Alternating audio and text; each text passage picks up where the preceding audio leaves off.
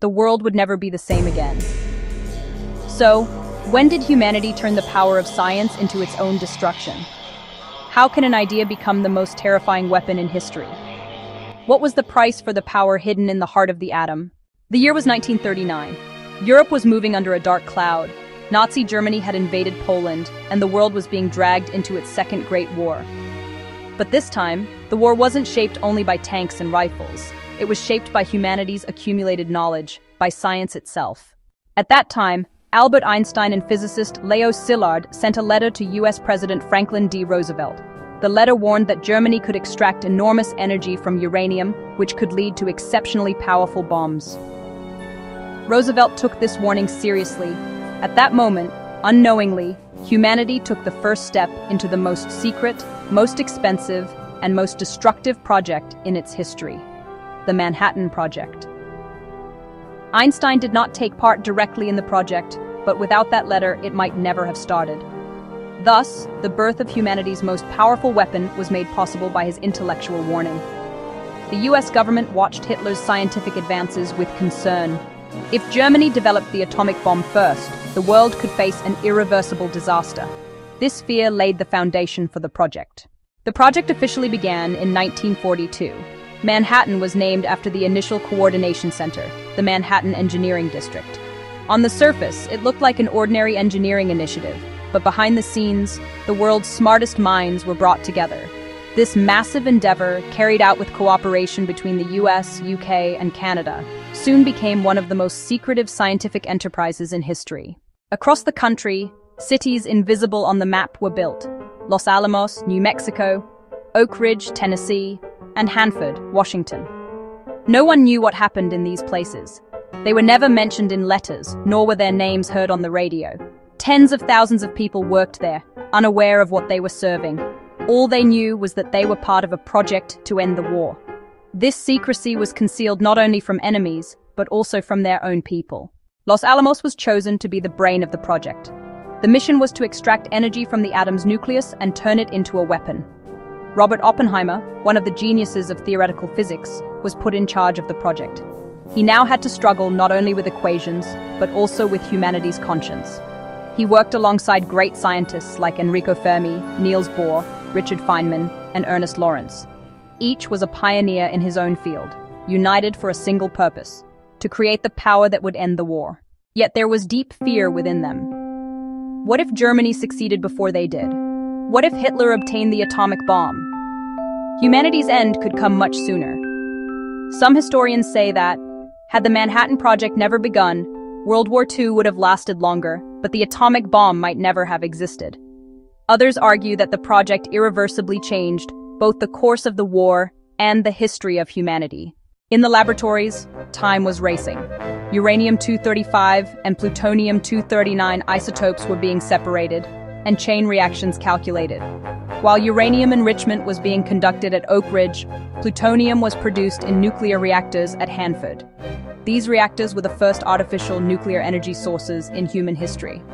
But at that time, no scientist was sure if the energy released would burn the atmosphere. Science was progressing, but was also heading into the unknown. By 1945, theory began to turn into reality. Preparations for the first nuclear test were complete. The experiment, conducted in the New Mexico desert, became known as the Trinity test. On the morning of July 16, 1945, dawn broke suddenly. A light brighter than the sun shook the earth and sky. As Oppenheimer witnessed the explosion, only one phrase crossed his mind: "Now I am become death, the destroyer of worlds." Humanity had succeeded in splitting the atom's heart, but at that moment, darkness was born along with the triumph of science. After the experiment, many scientists were filled with fear, because success was measured not by what mankind achieved, but by what had been set in motion. Some proposed that this weapon only be shown as a warning, but the government, eager to end the war, did not allow it. The war in Europe had ended, but Japan was still resisting.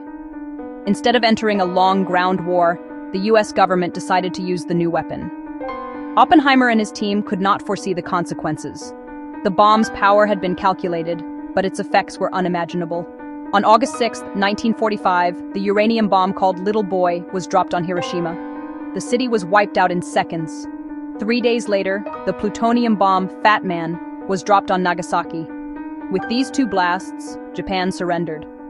World War II ended, but humanity was forced to face the terror of a power it had created with its own hands. Historians still debate, was the atomic bomb truly inevitable? Some say the bomb accelerated Japan's surrender and saved millions of soldiers' lives. Others argue it was a show of force, with the real message sent to the Soviet Union. In either case, the result was the same. Man now possessed a godlike power. The project had achieved its goal, but the cost was heavy. More than 130,000 people worked on the project, with costs exceeding $2 billion. Yet the real cost was the lives of hundreds of thousands of civilians in Hiroshima and Nagasaki. For the first time, science became the instrument of such immense destruction. Years later, Oppenheimer would say, "Physicists have known sin. This was their sin." With the use of the atomic bomb, the world entered a new era, the Cold War. After the US, the Soviet Union developed the atomic bomb. Then Britain, France, and China. The nuclear arms race had begun. Now, war was fought not on the battlefield, but in laboratories. The legacy of the Manhattan Project was not only scientific achievement, but also humanity's obligation to live with the danger it created. During this period, scientists began asking, where does the boundary of science begin, and where does conscience end? This questioning led to the birth of modern ethical science. It was no longer a question of, can we do it, but should we do it? Because splitting the atom divided not only matter, but also the conscience of humanity. If the Manhattan Project had never happened, nuclear energy might have been discovered much later. Medicine, space technology, and energy production might not have reached their current levels. But perhaps millions of people would not have witnessed those terrible days. Science progressed, but with it, fear grew. The Manhattan Project remains one of the greatest turning points of the 20th century. On one hand, it pioneered modern nuclear power plants, medical radiation technologies, and space exploration. On the other, it revealed humanity's potential for self-destruction. The echoes of those blasts, resonating in the silent monuments of Hiroshima, still remain as a warning today. Science carries its shadow as much as its light. And the Manhattan Project is etched in human history as the most striking evidence of this truth. When the atom was split, it wasn't just matter that broke. It was humanity's faith in its own limits. Since that day, history is divided in two: the world before the atom and the world after it. If you want to see more content like this, don't forget to subscribe to our channel, like the video, and share your thoughts with us. Do you think the Manhattan Project was a turning point for humanity? Let's meet in the comments.